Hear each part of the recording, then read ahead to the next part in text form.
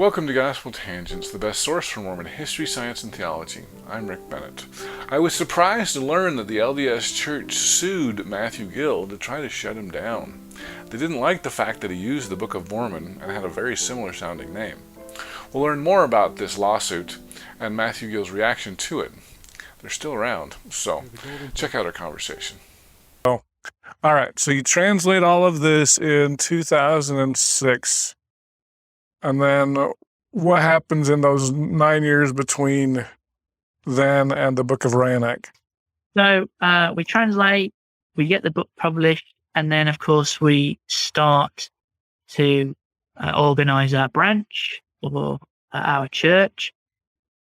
And then we spend those years basically, learning and growing and making mistakes. Bad websites. Getting sued by the LDS Church. Yeah. That sounds like an interesting part of the story. It's really interesting. Yeah, I mean, it happened out of the blue. I mean, we've been calling ourselves the Latter-day Church of Jesus Christ for a long time. And I mean, look, I knew that I wasn't on the best terms with the LDS Church. And I knew that they knew about us because, you'd bump into missionaries in the street locally and they say, you heard the Book of Mormon? I go, yeah, I know all about that. Oh, you remember? No, but this is what we do. They go, oh, yeah, I've heard of you guys. Yeah, okay, right, yeah. And then, they get interested and then, and I knew that the people who knew me knew what we were doing. But somehow, and I don't know how, this gets kicked upstairs in the LDS Church to someone who makes a big decision.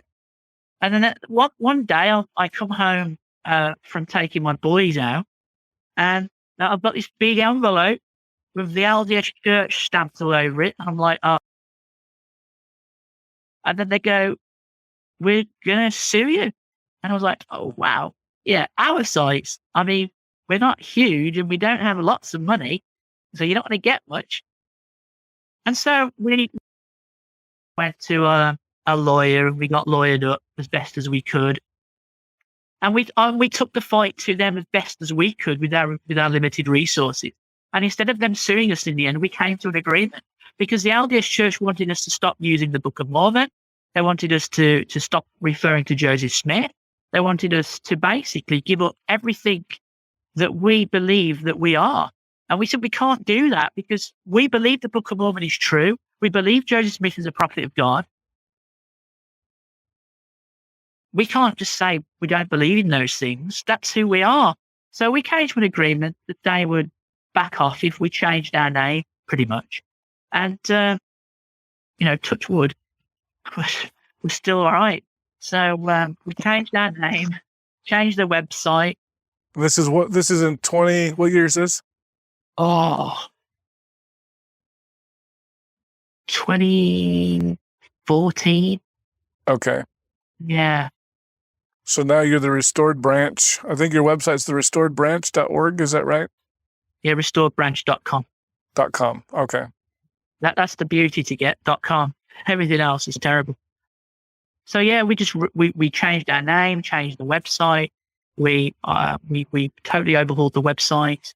Put a big disclaimer on the website. We are not affiliated with the LDS Church in any way, shape, or form, which is one of their prerequisites, of course. And then.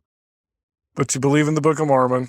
We believe in the Book of Mormon. We believe Joseph Smith's the prophet of God. We don't believe in polygamy. We certainly don't believe Joseph was a polygamist. Well, that's going to be interesting. Okay. We part ways with everyone after Joseph Smith died, really. After Joseph Smith died. Doctrine and Covenants, Pearl of Great Price? No, not for the Great Price. Don't need it. So you threw out the Book of Abraham? Yes, throughout the Book of Abraham.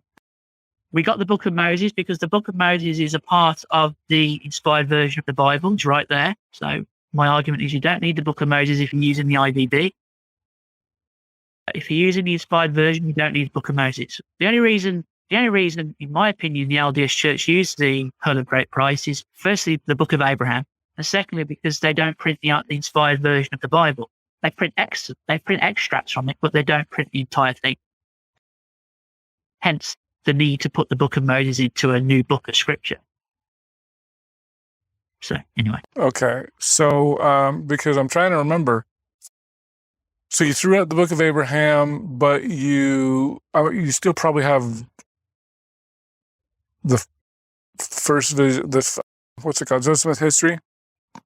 Yeah, we have a Joseph Smith history, which is taken from the Wentworth letter. So you just call it the Wentworth letter? No, we call it Joseph Smith history because when Joseph Smith wrote the Wentworth letter, he basically wrote a history of himself, the church. So we wanted a history for obvious reasons that wasn't linked to the LDS Church. And so the best one that we thought we would go with was the last real history Joseph Smith gave, I suppose, was with the Wentworth letter. So we put that into our Doctrine and Covenants as Joseph Smith's history. Okay. So you've got a new version of the Doctrine and Covenants. Oh, we have our own version of the Doctrine and Covenants, yeah. And the LDS Church was okay with you calling it Doctrine and Covenants? They didn't sue you over that? No, they had no problem with that. We're really weird. They had no problem with... The only things that the problem was with the name and us, the Book of Mormon. And because, blimey, in America, you see, the Book of Mormon is public domain. Right. Everybody can use it. Here, it's not. Oh, really? Yeah. So before we left the European Union, we were tied to European Union regulations. And in the European Union, they have the word copyrighted or the doctrine, the Book of Mormon. So only they can use it, nobody else. And we said that's unfair because what you're doing is potentially hamstringing people from not being in your church. So, and then of course we left the European Union anyway, so we don't have to abide by those rules anymore. But this was prior to Brexit. So we just came to a conclusion. Our lawyers spoke with their lawyers. When they came back, they gave us a list of things they were prepared to budge on and a list of things they weren't prepared to budge on. And then we just sat down as a branch and went, look, we can't afford a huge legal battle here. We can afford to push on some things, but we can't afford to push on others. So we went back to them and said, this is what we're going to change our name to. Are you happy that this is okay? It's not going to be a problem down the road. And they said, no, your name's fine, but you've got to change your website. And we agreed that we could still use the Book of Mormon and we could still refer to Joseph Smith. Our argument was, if we were in America, if this organization had risen in America, we wouldn't be having this conversation. Mm-hmm. But they could push it here because they have done things here that they can't do in the States. So you threatened to just incorporate it in America? She's ridiculous. So, and we made the point, that we're not a massive organization. So we're not a threat to you guys. This is a multi-billion-pound organization. Why do you feel threatened by us anyway in the first place? We couldn't understand why you felt so threatened why they felt so threatened to be suing us. So we obviously got All right. So as far as the Pearl of Great Price, your Book of Moses, you've incorporated, you probably use the inspired version from the Community of Christ, right? Not from the Community of Christ. We get ours from Price Publishing. Well, yeah, that's a break off from the Community of Christ, basically. Okay. And then, so Book of Moses, that's included in the inspired version. Book of Abraham, you threw out. Joseph Smith Matthew, that's part of the inspired version. Joseph Smith History, you've added that as kind of a section in your Doctrine and Covenants. And then the Articles of Faith, do you have that as a section as well? The Articles of Faith are in the Doctrine and Covenants. Okay. And then, so let's jump into your Doctrine and Covenants then. So you believe Joseph didn't practice polygamy. I have at the time of this publishing, it's not published, but it will be published. Mark Tensmeyer is going to attack that argument. So I'll just leave that for you there. But yeah, it is a very arguable subject. I don't think it's arguable, but I know some people believe that. But anyway, I'm not going to argue the point. But so you threw out 132, I'm assuming. Oh yeah. Okay. So you don't believe that. But what about the other sections? Is there any other ones that you kept or threw out, or did you keep most of them? Well, I'll tell you the sections we don't have. I've got my Doctrine and Covenants right in front of me. So obviously we threw out 132. So I will go through a list of all the ones we don't have. So we don't have. Just find the page. It's quite okay. So we don't have section 108, 109, 110, 111, 112. What do those deal with? Yeah. Can you just summarize what those sections deal with and why you don't like them? I couldn't tell you offhand what they deal with. I think some of them are revelations added after Joseph Smith died. My argument is... Really? Yeah, I think some of them were passed after he died. Not all of them, but some of them. My argument was, well, if they weren't in the Doctrine and Covenants when Joseph Smith was here, they really shouldn't be in there after. So you really want to go back to like the 1835? Because I know, I'm trying to remember the years. Orson Pratt added a bunch of stuff in 1878, if I remember the year right.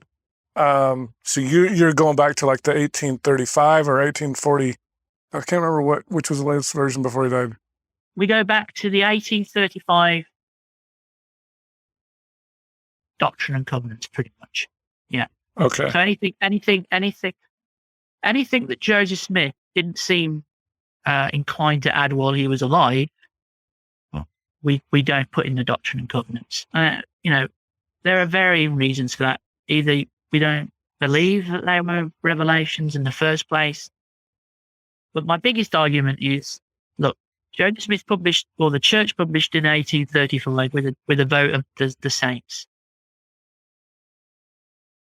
He had a long period of time that he could have gone and published another one whilst he was alive and added to it. My argument is, well, he didn't do that. So I'm not going to start putting stuff in to his Doctrine and Covenants or to the early church's Doctrine and Covenants that we don't really think should be there. So that's our thinking on the matter. Whether that's right or wrong, that's what we believe. Okay, so I'm pretty sure section 13, which is on the Aaronic. I'm assuming you still have Aaronic and priesthood, Aaronic and Melchizedek priesthood in your organization. Okay, so because I want to say Orson Pratt added section 13, which is the Aaronic priesthood vision. I think that was added in 1878. I don't think that was in the 1835 Doctrine and Covenants. We don't have section 13. Oh, that's interesting. Okay. We don't have section 13. We have section 12, and then we skip to section 14. So we don't. Oh, interesting. Yeah. So as I say, most of the revelations within the Doctrine and Covenants that we have were the ones given at the 1835. Okay. The Doctrine and Covenants. We're not the only ones to do that. There's quite a few organizations that do that. So that's pretty much. I hope you enjoyed our conversation with Elder Matthew Gill. In our next conversation, we'll talk about why Matthew believes Joseph Smith didn't practice polygamy. This is what we believe. We don't believe he was a polygamist. We can show that Joseph Smith publicly stated he wasn't a polygamist, and the church publicly stated he wasn't a polygamist organization. That's the Joseph Smith I want to believe. It's not necessarily the Joseph Smith everyone else believes in, but that's the Joseph Smith I believe. Thanks for listening to Gospel Tangents. If you'd like to hear the entire interview uncut, please subscribe at patreon.com/gospeltangents. You can hear the entire interviews there. Also, check out our new, improved, user-friendly website at gospeltangents.com. We've made it much more user-friendly, so check that out. Click here to subscribe, here for a transcript, and over here we've got more of our great videos. Thanks again.